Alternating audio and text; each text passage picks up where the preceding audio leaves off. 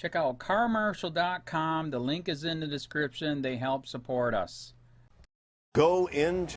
Well, this truly is a stunning development in the investigation post the shooting now. It's coming to us from the Broward County Sheriff, that is Scott Israel. And questions have been raised about Scott Peterson. He is the school resource officer, a deputy who was in uniform, who had a gun, who was on campus assigned to this school. What was his role? What was he doing during all of that shooting?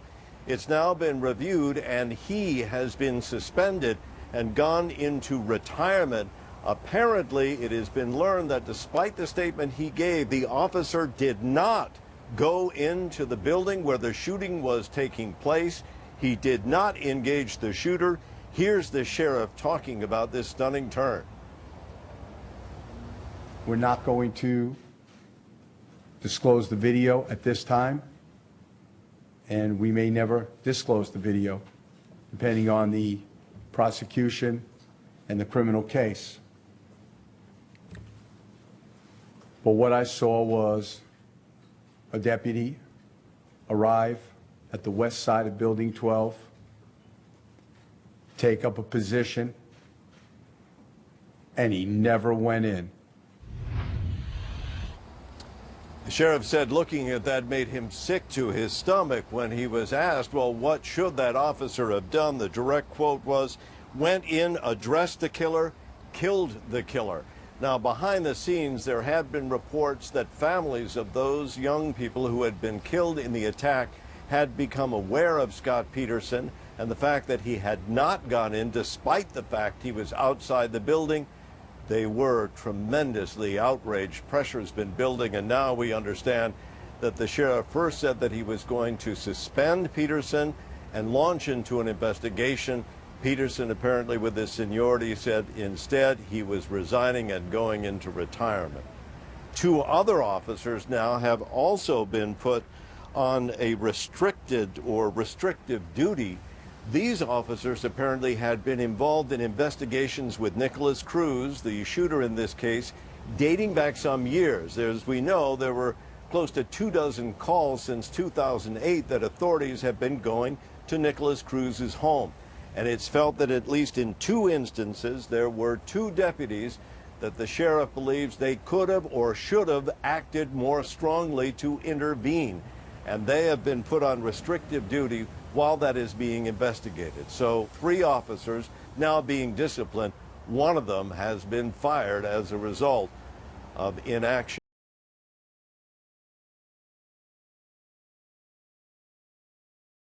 Cop suspended as video shows he cowered in fear as shooter slaughtered kids in the school.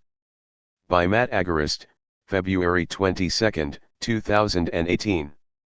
Parkland, Florida. Broward County Sheriff Scott Israel, during a press conference on Thursday, announced that he has suspended the deputy who was responsible for protecting Marjory Stoneman Douglas High School after surveillance video showed that he cowered outside of the building instead of using his weapon to engage the shooter. The deputy in question, Scott Peterson, chose to resign Thursday as a result of being exposed. "I am devastated," Israel said. "Sick to my stomach." He never went in. According to Broward, who described what happened, Peterson remained outside of the building while Cruz was inside slaughtering defenseless students. According to the Miami Herald, a review of surveillance video showed that the deputy was in position and armed but never entered the building. He remained stationed outside the building while the shooting went on. Israel said Peterson should have went in, addressed the killer, killed the killer.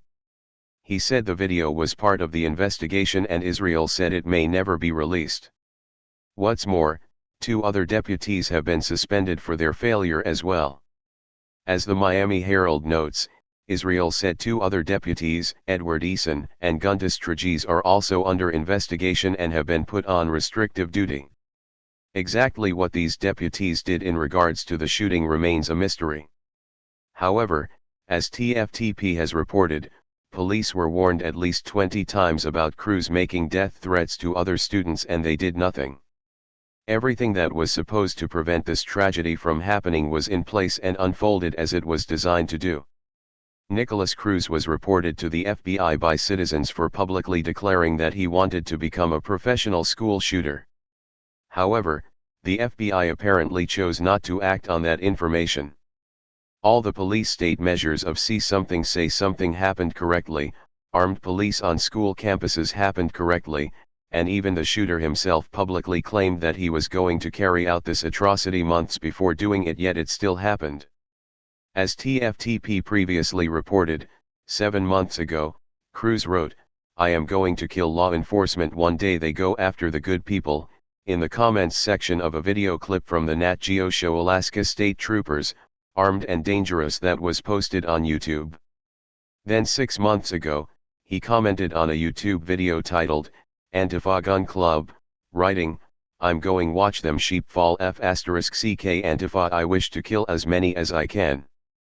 He also said he's going to be a professional school shooter. Cruz also posted photos of dead animals and bragged about killing them on his Instagram. By all measures, this kid threw up every single red flag and set off every single warning. There is people reported this to law enforcement and nothing. No arrests. No questions. And, all of this was in spite of the Florida law called the Baker Act, which allows for involuntary examination, which can be initiated by judges, law enforcement officials, physicians, or mental health professionals. Police in Florida already had more than enough power and help from citizens to stop this tragedy, but they didn't use it. How on earth would giving them more power, like Israel is demanding, solve this problem? So, what's the answer? Should we just hand over more power to the police who demand it? Should we put more cops in schools? Should we ban guns? The answer to the problem of mass shootings lies not in the reactionary nature of the above questions. As we've seen over the years, building a police state through a problem, reaction, solution methodology does little to prevent future tragedies, as they go after the symptoms instead of the cause. In America, instead of attempting to understand the psychological triggers of mass shooters and the potential pharmaceutical chemical imbalance that caused them to snap, tragedies are exploited for political gain, used to pass legislation, and pushed to stoke political divide. As this case helps to illustrate, schools do not become safer with more police presence. However, after the tragic shooting, legislators began hinting that they would up the police presence in schools. Aside from conditioning children to grow up in a police state, this move is terrible for other reasons as well. Research shows that police officers in schools create an environment that funnels children into the criminal justice system at a young age. Normal adolescent behavior is criminalized and leads to arrests instead of detention. As the case above illustrates, this cop never even confronted the shooter, making his entire presence on campus little more than symbolic. Schools in America are starting to more closely resemble prisons than learning facilities, and more cops facilitate this. Video after video shows the horrific nature of such a practice, as children are seen being maced, beaten, and tasered for normal childhood behaviors. The mere act of being a child is now criminalized. Instead of attempting to solve a problem with logic and reason, schools are now taking the easy road and turning to the barrel of a gun to force compliance. The reality is that no amount of police state will ever prevent future tragedies, and until we focus on the cause instead of the symptoms, the problem will only persist. County, this is Charlotte County Cop Watch, and I wanted to explain what fair use is. You can use pieces of news articles if you're doing it for news reporting, you have commentary, and you're doing it for education purposes. So that's what fair use is, as you can see right here. Another reason why I wanted to make this video is to let you know I have just joined with Patreon. A nice thing with Patreon, I make no money on YouTube. They took the money away years ago, and so this is another way to give, and it's a nice thing too, because you can give monthly. You can give $1, $5, $10, whatever. I do 4 to 5 hours a day on trying to wake the sheeple up on how corrupt it is and different ways that you can fight the corruption. So Patreon is a way that you can do it, and then of course the old way is still there. Donate to Sheriff County Cop Watch with PayPal or credit card. So keep that in mind. 4 to 5 hours a day. I make no money, but the corruption happened to me, and I'm sick of it, so I'm trying to wake people up. But my wife would love it if some, if we could get some help out there. There's 47,000 subscribers. Just think if each one of you subscribers just gave a, let's say,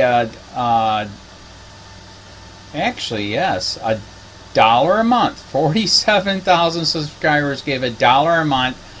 That would be awesome. That's not going to happen. But anyways, that would be great if it did happen. But, do the math in your head. Just think about it. Like I said, 4 to 5 hours a day. I get no money from YouTube. YouTube has gone nuts. You can't do anything anymore.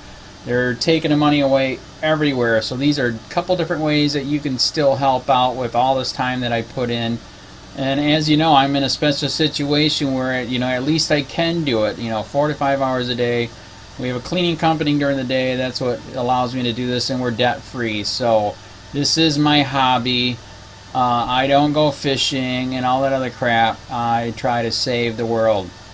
So help me out to make the wife happy, man. In fact, if you guys did give $1 a day, and there was 47,000 of you, and you did it, and each of you gave $1, and that was every month, oh my God, yes, I could quit. I could start suing them. Another idea too that we have is, if I got, some funds, we could actually contact everyone that has been ticketed and or arrested and put in jail and start sending them postcards to let them know we're here, and to see if everything went all right, and if it didn't, find out their story. So we could even do more investigations and more lawsuits. Lawsuits take money.